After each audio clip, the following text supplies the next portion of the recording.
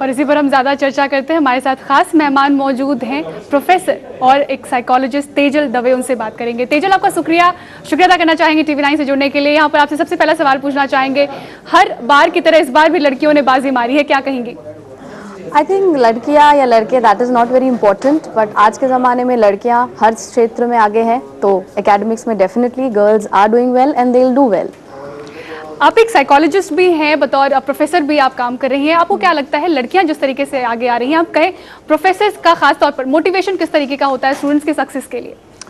Professors का role बहुत important है, बिकॉज मेरे ख्याल से after parents second important people in their life is the teacher and the professor. Parents उनको जितना मोटिवेट करते हैं उतना ही मोटिवेशन एक टीचर या प्रोफेसर को स्कूल या कॉलेज में करना चाहिए, बिकॉज स्कूल में वो ज़्यादा से ज़्यादा या कॉलेज में वो ज़्यादा से ज़्यादा समय गुजारते हैं, इसलिए उनको मोटिवेट करना चाहिए, उनके क्वेरीज़, उनके काफ़ी सवाल के जवाब देने चाहिए, उनको मदद करनी चाहिए समझने में, चाहे वो कोई भी सब्जेक्ट हो या कोई भी और प्रॉब्लम्स हो, बिकॉज वो आफ्टर ऑल टीनेजर्स हैं, तो उनके और भी बहुत सारे प्रॉब्लम्स होते हैं as a peer, peer pressure या और काफ़ी प्रॉब्लम्स एडोलेसेंस में होते हैं, वो सब उनको समझने की ज़रूरत है। And as I am a psychologist और प्रोफेसर, मैं ये दोनों काम करती हूँ ताकि मेरे स्कूल के या मेरे कॉलेज के जो बच्चे हैं वो आगे आएँ, चाहे वो लड़का हो या लड़की, मेरे लिए दोनों सेम है, बट मैं दोनों को मदद करती हूँ। बिल्कुल तेजल जी, आप बने रहिए हमारे साथ। हमारे पास एक और खास मेहमान मौजूद हैं, दीपा शाह, करियर काउंसलर, उनसे भी हम सवाल करना चाहेंगे।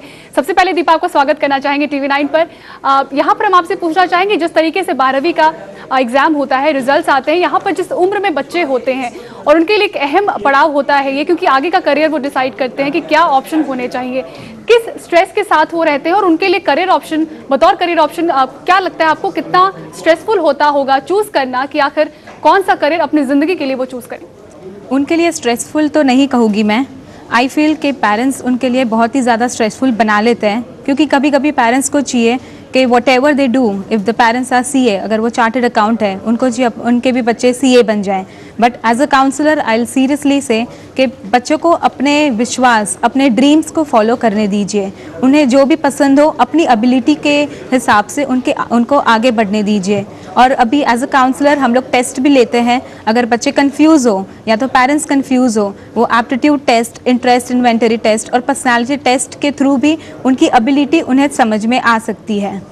बिल्कुल, तो यहाँ पे एक अहम रोल होता है पेरेंट्स का भी, यानी अभिभावकों का भी, कि अपने बच्चों की करियर ऑप्शन को लेकर एक दबाव ना बनाएं बच्चों के ऊपर। चलिए फिलहाल आगे बढ़ते हैं। HSC के रिजल्ट्स आज घोषित कर दिए गए और सभी रिजल्ट्स को मिलकर जो आंकड़े सामने आ रहे हैं उससे ये बात साफ हो जाती है कि इस बार इन एग्जाम्स में लड़कियों ने बाजी मार ली है। आपको क्या लगता है, जिस तरीके से हम इस वक्त जो बात कर रहे हैं सक्सेस के ABC के बारे में, एक छात्र के पीछे सक्सेस आना, इसके पीछे आपको क्या लगता है, कितनी ज़्यादा कड़ी मेहनत या और भी क्या कुछ होता है, आपसे जानना चाहेंगे? मेरे ख्याल से hard work is the most important. उसके अलावा बहुत सारे फैक्टर्स हैं, जैसे कि हम बोल सकते हैं एबिलिटी, इंटरेस्ट, उसके बाद हम बोल सकते हैं कि बच्चा वो पढ़ना चाहता है, उसकी इच्छा है, और जैसे एक स्टूडेंट ने बताया डेडिकेशन, मैं कितना कमिटेड हूँ वो पढ़ाई करने के लिए, मैं कितना डेडिकेट करता हूँ अपने आप को।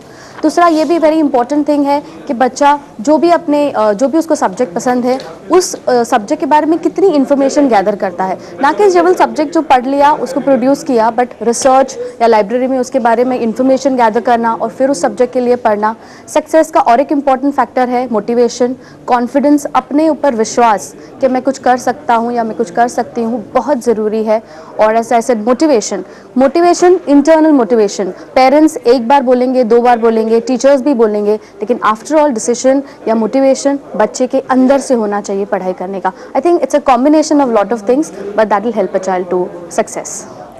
जी तेजल, इस बार अगर हम बात करें छात्रों के अंदर जिस तरीके से कोर्सेज के लिए रुझान होते हैं, काफ़ी वोकेशनल कोर्सेज हैं, ऑप्शनल कोर्सेज हैं, तो क्या इस बार अगर हम स्ट्रीम की बात करें, जो अब तक साइंस या कॉमर्स या ह्यूमैनिटीज़ की तरफ जो रुझान रहा था वो कहीं ना कहीं कम होता दिख रहा है? नहीं लगता है, बिकॉज एज अ काउंसलर और साइकोलॉजिस्ट मैं काफ़ी बच्चों को काउंसलिंग करती हूँ और करियर गाइडेंस भी करती हूँ।